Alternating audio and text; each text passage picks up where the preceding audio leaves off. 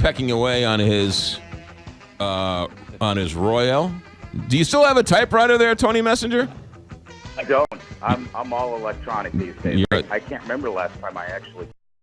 You don't have one in your office or in your museum or your Hall of Fame in your house or something in the back closet somewhere? No, I do not have an old typewriter. Now, one of my editors has one on his desk right near me. So if I ever really, all the power goes out and the iPad doesn't work and the phone doesn't work, and all of that, then there is a typewriter available. Should I need one. All right, good to know. All right, Tony Messenger, KTRS contributor, the floor is yours. What's on your mind after watching the world the last couple of days? I watched, I have not watched much of either of the conventions just because I couldn't bring myself for the pain of the first one. And the only speech I'm particularly interested in the Democratic convention is Hillary's, because I think it's a historic moment for her, and I'd like to see how she rises to it. But I did watch the president's speech last night, and it was powerful. I mean, President Obama has always been known as a tremendous orator, but this was an interesting place for him to be, to set the stage for the woman who used to be his main rival. Right. And the way he combined three different things. Setting a positive vision for this country and just completely eviscerating and setting himself and his party apart from what we just saw in the new party of Trump. Taking what used to be strong Republican, Ronald Reagan, shining city on a hill themes and applying them to his party right now. That was just, for me, sitting at home watching it during this very strange political year we've had, to see our president still be hopeful was very powerful to me. I thought he did a tremendous job, and I saw a lot of Republicans on Twitter basically just saying, "Wow, that was." Yeah. I wish our party, meaning the Republicans, wish we still had that. It was a powerful thing for a president to do, and the other thing that he did that's more political in nature, I was more interested in what he did, the non-political part, which was just his vision for America and really telling America a lot of the positive things that have happened in the last 8 years. When he talked about last night his grandparents from Kansas, who might have had birth certificates or not, but when he talked about how they were raised on hard work and being humble and helping out your fellow man, and those are the same principles Michelle's family taught her in a bungalow in South Chicago. Right, and the only difference is the color of their skin. Not only was it like Reagan, it was Reagan. And I thought to myself, too, I was like, wow, you didn't get that from the Republican Party. They have those people. Those people chose to stay away from the convention a week ago because of Donald Trump. Yeah, I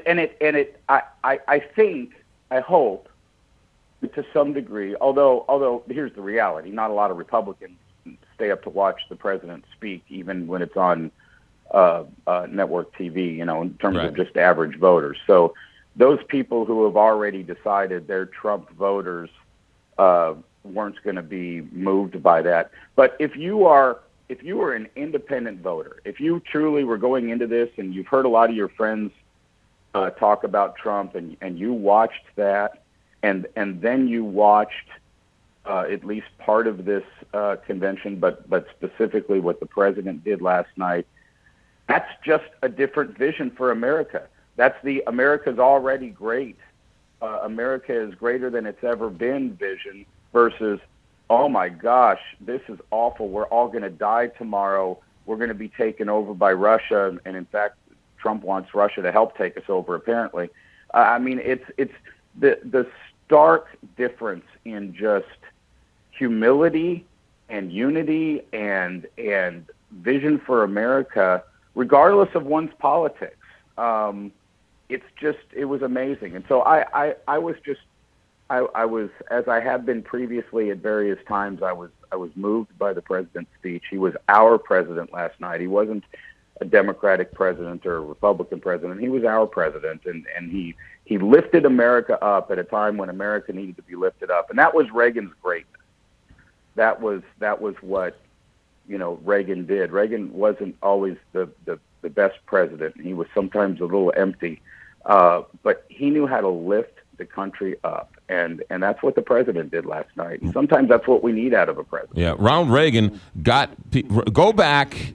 I've done this recently. Go back and watch his 1980 acceptance speech in Detroit, and look at that and close your eyes, and it could be President Obama from last night. But Donald Trump's greatest strength was able to get people to vote for him who didn't necessarily agree with him on everything, right? The Reagan Democrats, the people who he instilled confidence in them. That was that was Reagan's great mystique.